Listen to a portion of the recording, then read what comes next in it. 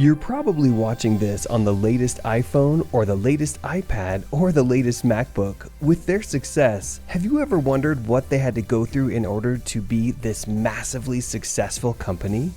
Well, we got you. Hey guys, and welcome back to Bazooka Evolutions. How are you doing? I hope you are having a great day. In today's video, we are going to find out the story of Apple. But before we begin with today's topic, make sure to like this video, subscribe to our channel, and turn on notifications so you don't miss any of our upcoming videos. Without further ado, let's get right into the video. To give you an idea of how successful Apple is, consider the following. On August 2nd, 2018, Apple made history by becoming the first publicly traded US business to have a market capitalization of $1 trillion. In August of 2020, the corporation set a new record by being the first US company to have a market capitalization of $2 trillion. Apple has been one of the most valuable corporations in the world since 2010. For many years, the corporation remained at the top of the game. People admire the corporation for several reasons other than its products, but largely because Apple produces well-liked products with large margins. However, it took them a marching band, a curious reader who is just genuinely smart, overthrown CEOs, and so much more to be able to be this successful. To comprehend how Apple has evolved into the company it is today, we must first examine its origins and history. With the Apple I, Steve Jobs and Steve Wozniak launched Apple into the world of kit computers. They are best known for assisting Apple in obtaining sufficient funding to develop the Apple II in 1977, the same year the business was formed. Jobs handled all of the marketing while the two mostly produced computers.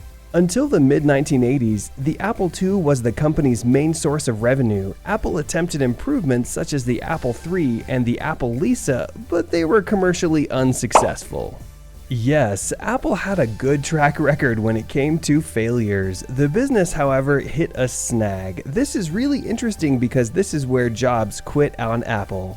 Scully served as Apple's CEO until 1993. During those years, Apple enjoyed strong growth. It created new products including laser printers, Macintosh Portable, PowerBooks, the Newton, and much more. Apple products continued to sell at a premium, so the margins were generous for Apple and led to strong financial results. However, they also hit a bump when Microsoft dominated the industry. The two CEOs at the time, Michael Spindler and Gil Amelio, failed to compete with them. Microsoft's new operating system, Windows, was becoming the industry standard, and the Apple Macintosh was showing signs of age. This is where Steve Jobs came back and overthrew Amelio. He then reigns in 1997. In 1998, the iMac was the most aesthetically pleasing machine on the market. It was elegant, and thanks to the OS upgrade, it was user-friendly.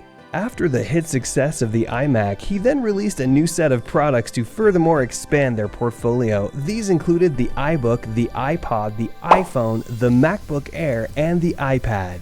The iPod became the category killer in MP3 players, and the iPhone essentially launched and then dominated the smartphone market. All these devices were perceived as being better in quality and certainly in design than competing products. Jobs was relentless on design and indoctrinated the entire culture of Apple into the art of design. Sadly, Steve Jobs died in 2011 of pancreatic cancer. Steve Jobs turned the reins of the company over to Tim Cook. This was called the post-Jobs era. It seems like Steve Jobs tapped the right person. Apple's market capitalization reached new highs in 2020 as the company enjoyed some success and set new goals for the future. The company's revenue from wearable technology set new records such as the Apple Watch. Apple also introduced streaming platforms like Apple Music and Apple TV. In 2020, they continued to change the game. Apple announced two major changes to the Mac in 2020. First, Apple is transitioning the Mac away from Intel processors to its own custom-designed chips. Apple's new processors are based on the ones used in iPhones and iPads, making them more energy efficient. On top of that, Apple is changing macOS so that developers can make iOS and iPadOS apps run on the Mac without modifications. That will dramatically expand the number of apps available on the Mac and make it more competitive with PCs. That's it. That's the story of Apple in a nutshell, and the future is bright for the company. They are even rumored to release the new Macs and iPhones this year, so pretty sure that the company would even make more revenue this year. That is all we have for you all today. Thank you guys for watching. If you have any questions, make sure to ask them in the comments down below, and I'd love to help you.